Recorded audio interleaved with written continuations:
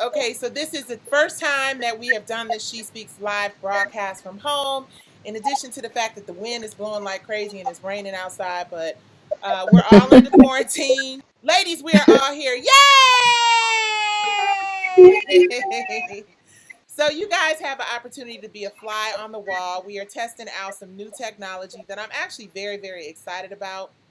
Um, it is a new streaming service that allows us, while we're under quarantine, to stream to multiple platforms. I have been testing it out. This is actually our first time ever using it. I also have my wonderful, amazing executive slash cousin Rhonda, who is looking at us online. What up, bump, bump? So, how are we looking on the streams? Did you check out Facebook? Did you check out YouTube? You guys, please let us know. It's looking good. We looking good. Okay, well, let's get back to the ladies. So, ladies, we are in the middle of a quarantine, so we're all trying to figure out new ways of getting our businesses set up, getting our lives in order. There's a ton of crazy stuff going on in the world, but I want to ask each and every one of you how you are handling this quarantine thing. Let's start with our guest, Miss Sandye Lomax. Sandye, what's up, girl? So how are you holding up during quarantine? I am hanging in there. Sometimes there's a different range of emotions throughout the day. Okay. But for the most part, if I could be honest, I actually prayed for a sabbatical because I worked so much, but I never would have imagined this would be why I would have this time off. So when I say a mixed range of emotions, I needed the time off, but at the same time, of course, being a small business owner, it's challenging mentally because you don't have a set forward date of what's next. How you feeling about this new not new, Kemp deciding that he was going to open up hair salons, beauty salons, barbershops? As an owner of one of those services, what are your thoughts on that? My initial reaction was I was pissed. I was heated. I was so upset. First of all, we are non-essential businesses. Let's be clear. And at the end of the day, I'm a licensed cosmetologist. I'm a makeup artist. I specialize in doing eyelash extensions. And Nicci, you know that my business is an intimate setting. And any service that I provide, there's no way to do it 6 feet apart. If you look at the numbers and the facts, numbers don't lie, like they say, and they're going up. And you're throwing us back out there. It's like just go out there and let the people start. It's like a shooter is outside, and you're saying go out there, go take that risk. Of running in front of a bullet. That's how I feel about it, because we can't find Lysol on shelves. We can't find hand sanitizer. We have to go according to OSHA and different guidelines. And then I have to think about my clients. I have to think about myself and my clients. Are clients really going to come in and tell me where they've been? You know what I'm saying? Our clients really can I find this thermometer? Can I test every client walking in? And right now, what we know, you can be walking around asymptomatic. You may not have a fever. Right. So if particles can come through the mask, and even if I have on a mask, how many N95 masks do I have access to? I totally get it. That one out and that the fact night, that we're in stores where they don't have Lysol, Pine Sol, like you don't have the bare basics. We don't have any. Even our hospital workers still don't have what they need. But we want to open up hair salons and barbershops. Christine, I have to ask you, because this is something that, listen to me. So what were your thoughts when you heard that Kemp decided that he was going to reopen the city of Atlanta? Just that it was reckless. To me, it's all calculated. Georgia, just like every other state, experienced the largest request for unemployment. It set records. Kemp opened these businesses back up because now he put the burden on them.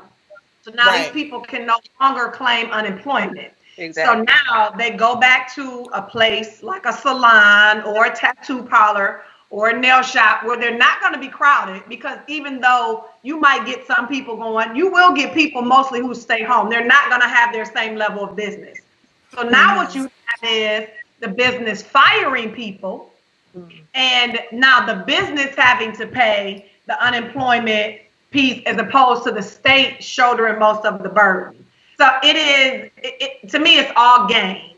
Oh, And when he opened up and started simply with hair salons, tattoo parlors, uh, nail shops, a bowling alley, his excuse of, oh, because they can't work from home. Well, there are a lot of things that can't work from home, but you open up the businesses where close contact is a must.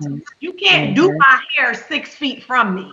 You can't do my nails way over at the other side of the room.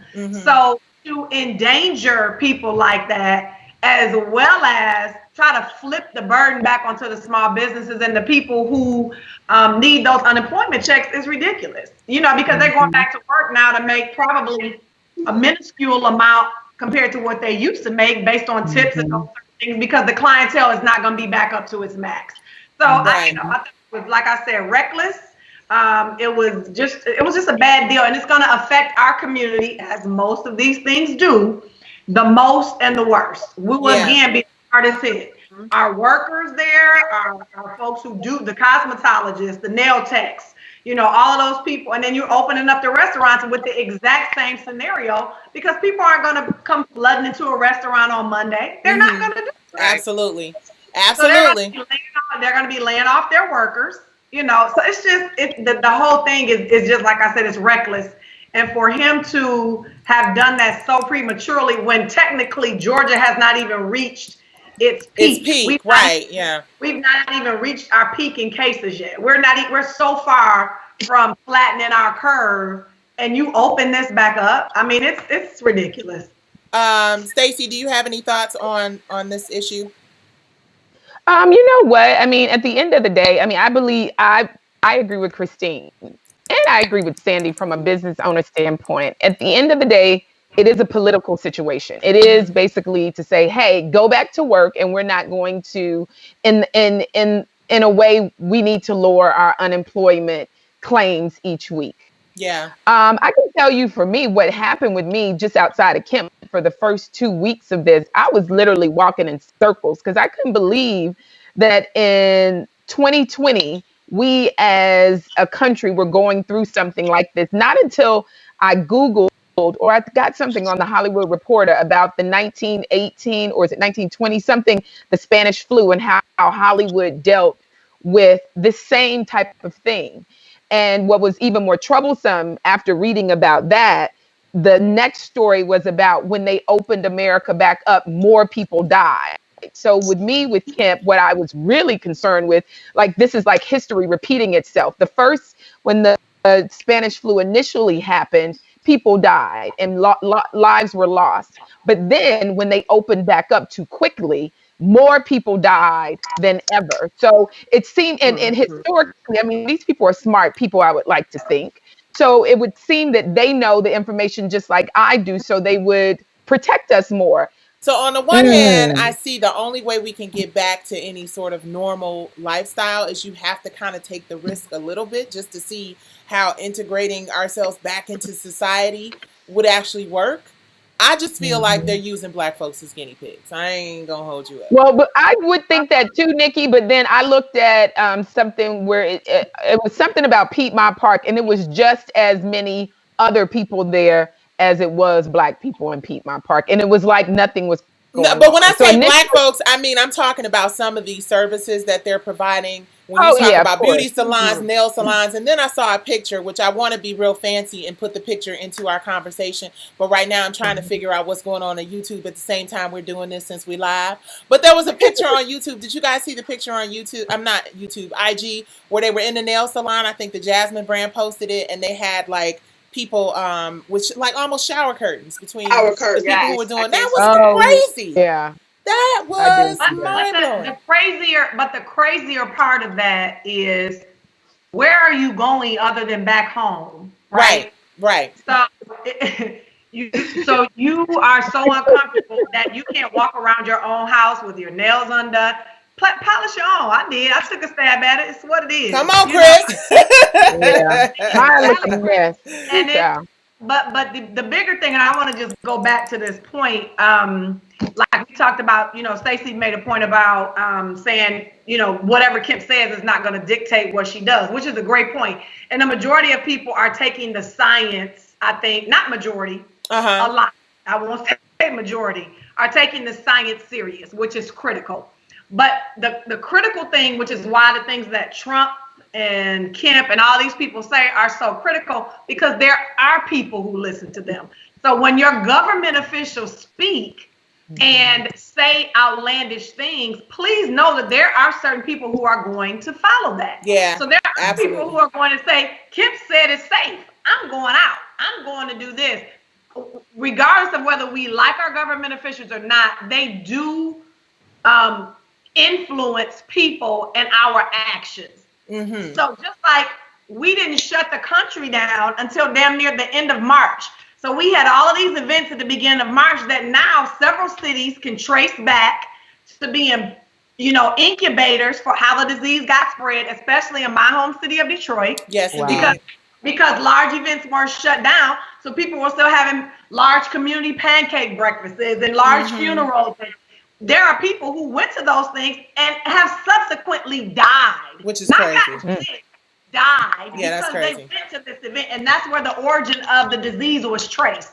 So because a government official, our president, did not take it serious for weeks, lives were lost. Yeah. So that's why I say government in this is critical, whether we like Donald Trump or not. Yeah. His words matter. Citizens are going to follow what he says, and the same thing here in Georgia. For this man to recklessly open these kind of facilities, people are going to go for the simple fact that they're open. And I don't know if you all have just seen, which, shout out to Keisha Bottoms, who is advocating for us. She has spoken up and said, listen, don't go, and I love that she pulled out her tabletop hair dryer, and she was representing, she was like, okay, listen, I'm going to do the same thing. I'm not going to tell you to do one thing, and I'm going to do something different. And so my clients in the leading by example. Leading by example. Now let's talk about that. Yeah. Because I just saw, which blew my mind, that derogatory ass message that someone left Keisha Lance Bottom, and she's getting a lot of blowback from other people who believe that she is fighting against what Kemp is saying. So let me ask your opinion of that. Stacii, you've worked for the mayor. You know the sort of ins and outs in Atlanta. Do you think that that's something that is going to continue to grow? Is that, and Christine, obviously, having worked for the mayor of the city of Detroit, is that par for the course? Is that just some little thing that happens all the time and they have to get used to? Or is that something that we really need to be concerned about?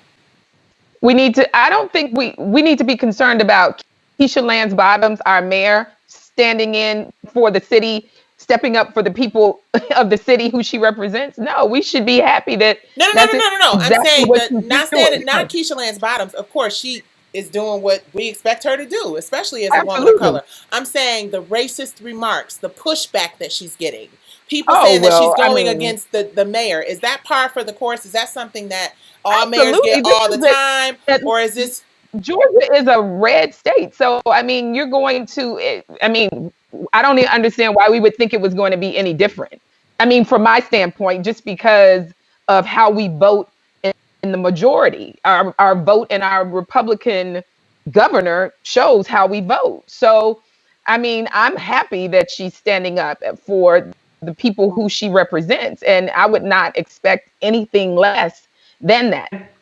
The concern is not whether it's Democrat or Republican. The concern is people threatening her because she's standing up for our safety. Right. And you're always going to get those sorts of haters in politics and anything, as you know. But, because she is a public official and she's always out there, she's going to get those. But she's not by herself. It speaks volumes that we're here on the grounds of Tyler Perry Studios, that we are in the city of Atlanta. And I think that Black women across the state have shown that we can influence elections. And I was glad to hear that articulated on the stage tonight. Two more questions.